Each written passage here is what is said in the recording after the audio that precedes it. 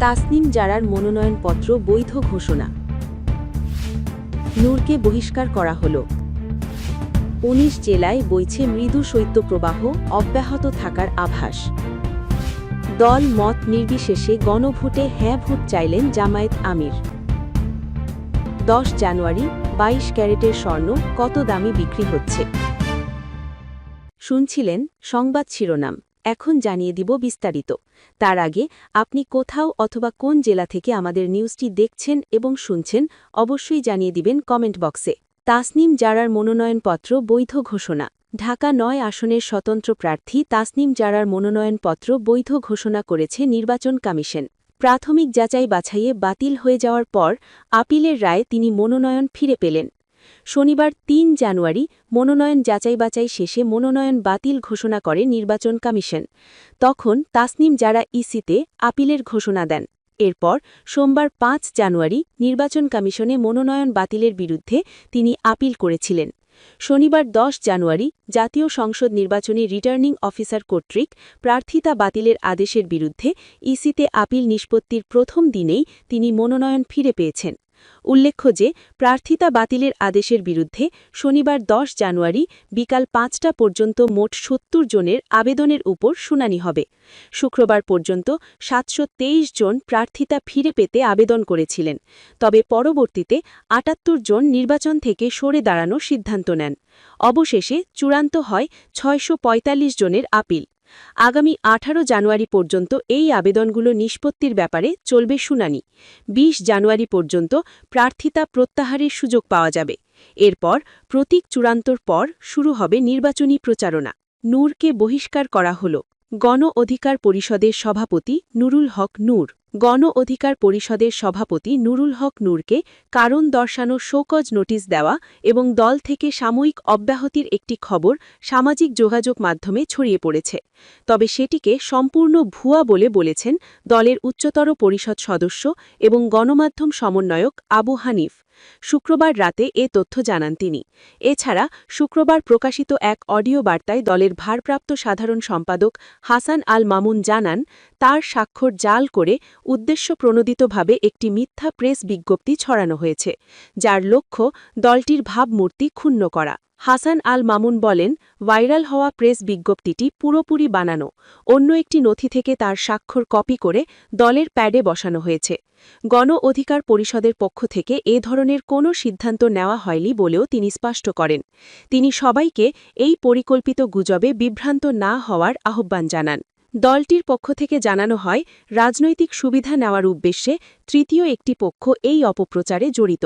সাম্প্রতিক সময়ে বিএনপির সঙ্গে আসন সমঝোতা ইস্যুকে কেন্দ্র করে গণ অধিকার পরিষদের ভিতরে কিছুটা অসন্তোষ ও উত্তেজনা দেখা গেলেও সেই পরিস্থিতিকে কাজে লাগিয়ে গুজব ছড়ানো হচ্ছে বলে মনে করছেন দলটির নীতি নির্ধারকেরা।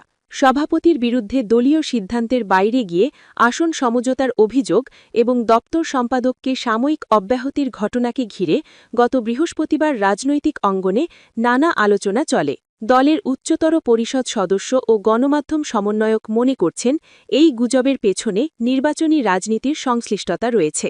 তিনি বলেন, পটুয়াখালী ৩ আসনে নুরুল হকের ট্রাক প্রতীকের পক্ষে ব্যাপক জনসমর্থন তৈরি হয়েছে। এতে ঈর্ষান্বিত হয়ে একটি গোষ্ঠী পরিকল্পিতভাবে ভুয়া তথ্য ছড়াচ্ছে। আসন্ন ত্রয়োদশ জাতীয় সংসদ নির্বাচন সামনে রেখে যাচাই না করে কোনো তথ্য প্রচার না করার জন্য গণমাধ্যম ও সাধারণ মানুষের প্রতি তিনি আহ্বান জানান। এর আগে দলের সভাপতি পদ থেকে নুরুল হককে বহিষ্কারের একটি ভুয়া নোটিশ সামাজিক যোগাযোগ মাধ্যমে ছড়িয়ে পড়ে। ভুয়া নোটিশটিতে বলা হয়, গণ অধিকার পরিষদের উচ্চতর পরিষদ, কেন্দ্রীয় সংসদ, জেলা প্রতিনিধি, অঙ্গ সংগঠন এবং মনোনীত প্রার্থীদেরকে অবহিত না করে আসন্ন ত্রয়োদশ জাতীয় সংসদ নির্বাচনকে কেন্দ্র করে গণ অধিকার পরিষদের নির্বাচনী জোট বা আসন সমঝোতার বিষয়ে একক সিদ্ধান্ত নিয়ে আপনি দলীয় শৃঙ্খলা ভঙ্গ করেছেন, যা দলের ভাবমূর্তি ও ঐক্যের জন্য চরম হুমকিস্বরূপ।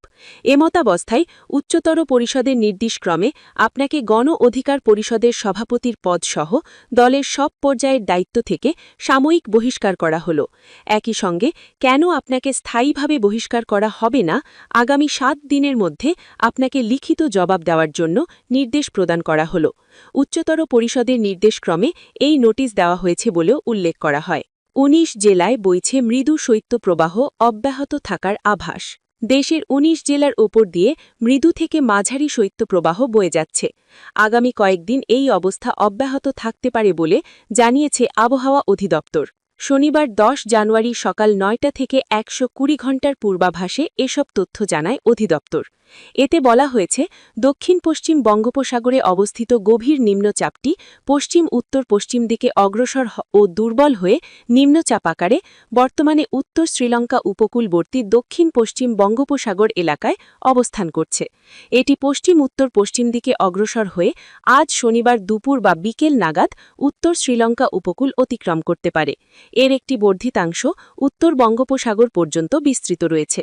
উপমহাদেশীয় উচ্চচাপ বলয়ের বর্ধিতাংশ পশ্চিমবঙ্গ এবং তৎসংলগ্ন বাংলাদেশের পশ্চিমাঞ্চলে অবস্থান করছে। আরও বলা হয়েছে, অস্থায়ীভাবে আংশিক মেঘলা আকাশসহ সারা দেশের আবহাওয়া শুষ্ক থাকতে পারে। যশোর, চুয়াডাঙ্গা এবং কুষ্টিয়া জেলাসহ রংপুর বিভাগের 8 জেলা এবং রাজশাহী বিভাগের 8 জেলার ওপর মৃদু শৈত্যপ্রবাহ যাচ্ছে এবং কোথাও কোথাও তা অব্যাহত থাকতে পারে। মধ্যরাত থেকে সকাল পর্যন্ত দেশের নদী অববাহিকায় মাঝারি থেকে ঘন কুয়াশা পড়তে পারে এবং অন্যত্র হালকা থেকে মাঝারি ধরনের কুয়াশা পড়তে পারে। সারা দেশে রাতের এবং দিনের তাপমাত্রা সামান্য বাড়তে পারে এবং দিনের তাপমাত্রা প্রায় অপরিবর্তিত থাকতে পারে। আজ দেশের সর্বনিম্ন তাপমাত্রা 8.3 ডিগ্রি সেলসিয়াস রেকর্ড করা হয়েছে তেঁতুলিয়া ও চুয়াডাঙ্গা, আর সর্বোচ্চ তাপমাত্রা 29.2 ডিগ্রি সেলসিয়াস রেকর্ড করা হয়েছে সিলেটে। আগামীকাল রবিবার 11 জানুয়ারি সকাল 9টা থেকে পরবর্তী 24 ঘণ্টা পূর্বাভাসে বলা হয়েছে, অস্থায়ীভাবে আংশিক মেঘলা আকাশসহ সারা দেশের আবহাওয়া শুষ্ক থাকতে পারে। বিরাজমান শৈত্যপ্রবাহ অব্যাহত থাকতে পারে। মধ্যরাত থেকে সকাল পর্যন্ত সারা দেশে মাঝারি থেকে ঘন কুয়াশা পড়তে পারে এবং অন্যত্র হালকা থেকে মাঝারি ধরনের কুয়াশা পড়তে পারে। ঘন কুয়াশার কারণে বিমান চলাচল, আভ্যন্তরীণ নৌ পরিবহন এবং সড়ক যোগাযোগ ব্যবস্থা সাময়িকভাবে ব্যাহত হতে পারে। সারা দেশে রাতের এবং দিনের তাপমাত্রা সামান্য কমতে পারে। আগামী সোমবার 12 জানুয়ারি সকাল 9টা থেকে পরবর্তী 24 ঘণ্টা পূর্বাভাসে বলা হয়েছে, অস্থায়ীভাবে আংশিক মেঘলা আকাশসহ সারা দেশের আবহাওয়া শুষ্ক থাকতে পারে।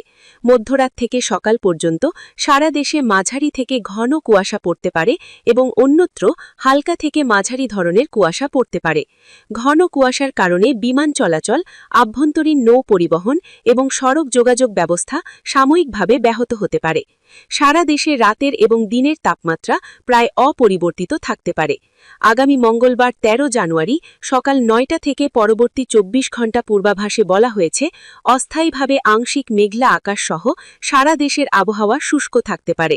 মধ্যরাত থেকে সকাল পর্যন্ত দেশের নদী অববাহিকায় মাঝারি থেকে ঘন কুয়াশা পড়তে পারে এবং অন্যত্র হালকা থেকে মাঝারি ধরনের কুয়াশা পড়তে পারে। সারা দেশের রাতের এবং দিনের তাপমাত্রা প্রায় অপরিবর্তিত থাকতে পারে। আগামী মঙ্গলবার 13 জানুয়ারি সকাল 9টা থেকে পরবর্তী 24 ঘণ্টা পূর্বাভাসে বলা হয়েছে, অস্থায়ীভাবে আংশিক মেঘলা আকাশসহ সারা দেশের আবহাওয়া শুষ্ক থাকতে পারে। মধ্যরাত থেকে সকাল পর্যন্ত দেশের নদী অববাহিকায় মাঝারি থেকে ঘন কুয়াশা পড়তে পারে এবং অন্যত্র হালকা থেকে মাঝারি ধরনের কুয়াশা পড়তে পারে। সারা দেশের রাতের এবং দিনের তাপমাত্রা প্রায় অপরিবর্তিত থাকতে পারে। আগামী মঙ্গলবার 13 জানুয়ারি সকাল 9টা থেকে পরবর্তী 24 ঘণ্টা পূর্বাভাসে বলা হয়েছে, অস্থায়ীভাবে আংশিক মেঘলা আকাশসহ সারা দেশের আবহাওয়া শুষ্ক থাকতে পারে। মধ্যরাত থেকে সকাল পর্যন্ত দেশের নদী অববাহিকায় মাঝারি থেকে ঘন কুয়াশা পড়তে পারে এবং অন্যত্র হালকা থেকে মাঝারি ধরনের কুয়াশা পড়তে পারে। সারা দেশের রাতের এবং দিনের তাপমাত্রা প্রায় অপরিবর্তিত থাকতে পারে। আগামী মঙ্গলবার 13 জানুয়ারি সকাল 9টা থেকে পরবর্তী 24 ঘণ্টা পূর্বাভাসে বলা হয়েছে, অস্থায়ীভাবে আংশিক মেঘলা আকাশ সহ সারা দেশের আবহাওয়া শুষ্ক থাকতে পারে। মধ্যরাত থেকে সকাল পর্যন্ত দেশের নদী অববাহিকায় মাঝারি থেকে ঘন কুয়াশা পড়তে পারে এবং অন্যত্র হালকা থেকে মাঝারি ধরনের কুয়াশা পড়তে পারে। সারা দেশের রাতের এবং দিনের তাপমাত্রা প্রায় অপরিবর্তিত থাকতে পারে। আগামী মঙ্গলবার ১৩ জানুয়ারি সকাল ৯টা থেকে পরবর্তী ২৪ ঘণ্টা পূর্বাভাসে বলা হয়েছে, অস্থায়ীভাবে আংশিক মেঘলা আকাশ সহ সারা দেশের আবহাওয়া শুষ্ক থাকতে পারে। মধ্যরাত থেকে সকাল পর্যন্ত দেশের নদী অববাহিকায় মাঝারি থেকে ঘন কুয়াশা পড়তে পারে এবং অন্যত্র হালকা থেকে মাঝারি ধরনের কুয়াশা পড়তে পারে। সারা দেশের রাতের এবং দিনের তাপমাত্রা প্রায় অপরিবর্তিত থাকতে পারে। আগামী মঙ্গলবার ১৩ জানুয়ারি সকাল ৯টা থেকে পরবর্তী ২৪ ঘণ্টা পূর্বাভাসে বলা হয়েছে, অস্থায়ীভাবে আংশিক মেঘলা আকাশ সহ সারা দেশের আবহাওয়া শুষ্ক থাকতে পারে। মধ্যরাত থেকে সকাল পর্যন্ত দেশের নদী অববাহিকায় মাঝারি থেকে ঘন কুয়াশা পড়তে পারে এবং অন্যত্র হালকা থেকে মাঝারি ধরনের কুয়াশা পড়তে পারে। সারা দেশের রাতের এবং দিনের তাপমাত্রা প্রায় অপরিবর্তিত থাকতে পারে। আগামী মঙ্গলবার ১৩ জানুয়ারি সকাল ৯টা থেকে পরবর্তী ২৪ ঘণ্টা পূর্বাভাসে বলা হয়েছে, অস্থায়ীভাবে আংশিক মেঘলা আকাশ সহ সারা দেশের আবহাওয়া শুষ্ক থাকতে পারে। মধ্যরাত থেকে সকাল পর্যন্ত দেশের নদী অববাহিকায় মাঝারি থেকে ঘন কুয়াশা পড়তে পারে এবং অন্যত্র হালকা থেকে মাঝারি ধরনের কুয়াশা পড়তে পারে। সারা দেশের রাতের এবং দিনের তাপমাত্রা প্রায় অপরিবর্তিত থাকতে পারে। আগামী মঙ্গলবার ১৩ জানুয়ারি সকাল ৯টা থেকে পরবর্তী ২৪ ঘণ্টা পূর্বাভাসে বলা হয়েছে, অস্থায়ীভাবে